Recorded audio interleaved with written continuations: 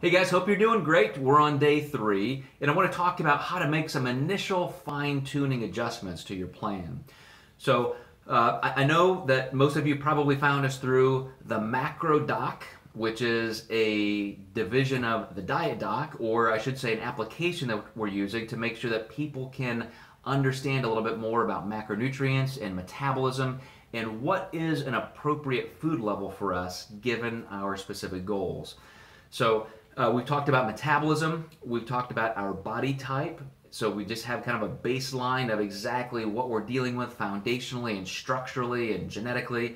Now we want to talk about how to make some fine-tuning adjustments, working on some of the mechanics of applying this as you guys get started. So the first thing I need to reiterate is that even though we put a lot of time into creating the Macro Doc, it's still an algorithm based on your information, your answers to questions that I factored into that, and then we're dealing with a dynamic situation. Your body's changing and so forth, and so a lot of things can start to move in different directions.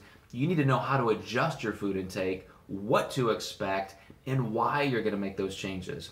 So first of all, the first week or so, you're always going to lose a lot more than any other time.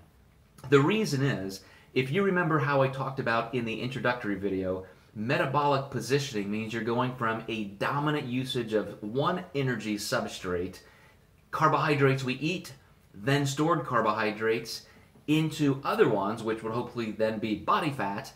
Carbohydrates is that gateway. Carbohydrate consumption ends up being what gets us from maintenance into maximal body fat use.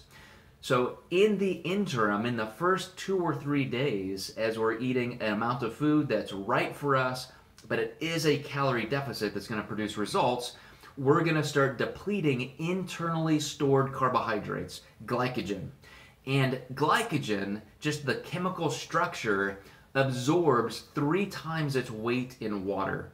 So as we're using those stored carbohydrates, we're going to be releasing a lot of water. So the first thing you're going to notice, whether you're drinking a lot of water or not, you're going to be going to the bathroom more often because your body is using those stored carbs and you're excreting that water. So you probably have heard the phrase after an initial weight loss. Maybe you lose 5 pounds your first week. Somebody says, well, that's just water.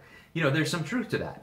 But it's still carbohydrates and calories you've used that were stored, and so that is the step we need to get to body fat. So it's not just water, it's freaking amazing. That's what we need to do to get there. So it's real energy loss, that's what gets us to that metabolic position, but I want you to be aware that that's going to happen. And you could see as much, I've seen people lose as much as 7, 8, even 10 pounds in their first week. I think that's probably a little excessive because even that amount of stored water, a gallon of water weighs between 8 and 9 pounds, so it's possible. You are also going to be using some stored body fat. You're losing body fat your first week no matter what. But I think you would be better served to keep a goal for that first week of about 3 to 5 pounds. If that's your pace, if you're seeing yourself and every day you're getting on the scale, it's going down a little bit at a time, you get to the end of that first week, you lose 3 to 5 pounds, you're probably right on track.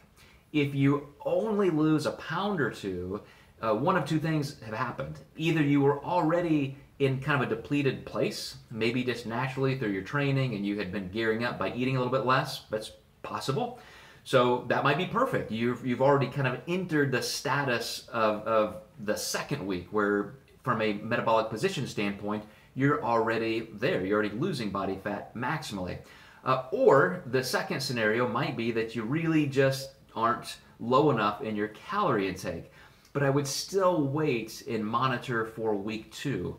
Because if you are losing fast enough and you unnecessarily decrease calories, reduce carbs or fat, you could push yourself into the corner with hunger, feeling kind of depleted and so forth, and possibly, set yourself up on too aggressive of a pace, which could lead to some problems.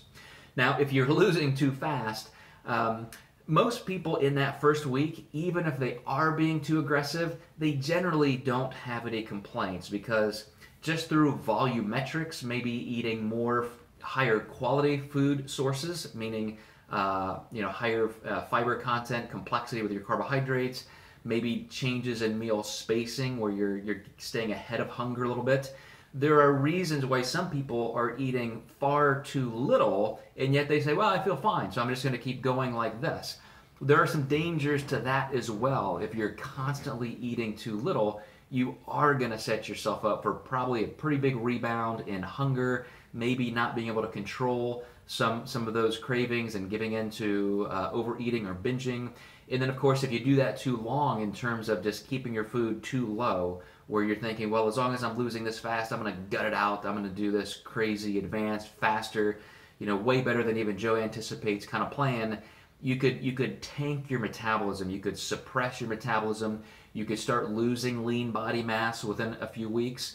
So you really want to be in that middle range. I always talk about metabolic positioning as kind of being in the center of maintenance and being almost too extreme in weight loss. And that's one of the problems, is we'll talk about some of the different fad diets get you too far to that end, and it really can crash your metabolism functionally. That takes a while to recover from, and it can just really limit your lean body mass, recovery, training, that kind of thing. So what I would do in terms of just watching the numbers, so to speak, and looking at how you could make some adjustments, it would be number one, in that first week, you should probably see some scale movement almost every day. When you're losing in more of a pure body fat mode in another week or two, you're going to see some fluctuations in the scale. It might go down, it might go up, and so forth, just kind of like the stock market. There's this kind of daily activity. But that's why we're going to look at net averages over time. We want all of those data points so that we can just look at the most averaged out, meaningful data. So for now, I think if you're seeing the scale move down nicely, even if you see a little blip on the screen where it comes up a little bit, just monitor that pace.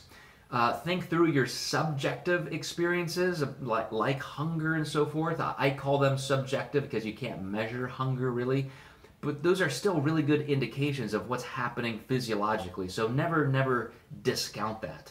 Don't think, well, I'm just being a wimp and that kind of thing. Just gut it out. That's real information. That's indicative of what's happening in your biochemistry. So, those are things to think through and not ignore. But let's say that you are losing way too fast. We talked about protein, carbs, and fat a little bit as far as what those macronutrients are. And for the rest of the week, I'm going to lay them out one at a time. And we're going to talk about why those levels are where they are, where your ranges could be due to your preference or your goals, even fine-tuning a little bit more from the MacroDoc figures that you might have received. But just in that meta sense, looking at calories first, if you're losing too fast, we want you to be able to increase carbs or fat or both. Because we've got to stop massive hunger. If you're feeling weak, hypoglycemic, something like that, you're seeing the scale come down too fast, don't ignore those symptoms. Move your food up a little bit. Start maybe with 100 calories of either carbohydrates or fat or a combination of both. See how that goes for a day or two. If you're not losing fast enough, do the opposite. Just reduce carbs a little bit or reduce fat a little bit, maybe 10 or 15 grams of carbs or 20, 25 grams of carbs, maybe 5 or 10 grams of fat. Wherever you feel like you could make the most impact the easiest, that's what you want to do. You could say, well, I really don't need this food over here. Maybe I'm having way too much peanut butter. And so that's a lot of fat. I'm going to cut that down. That'll be an easy change. Or, my fat's already pretty low, but I'm pretty carb dominant, and this would be easy to take out a quarter cup of this carb source or an ounce here or there, then make that change. But that's how you can fine tune to make sure we can get into week 2 and week 3 and really see what the data is showing us. So there you go, guys. I just want to talk about how to make some initial adjustments to the plan as we go forward. And now we're going to dig into protein, carbs, and fat for the rest of the week.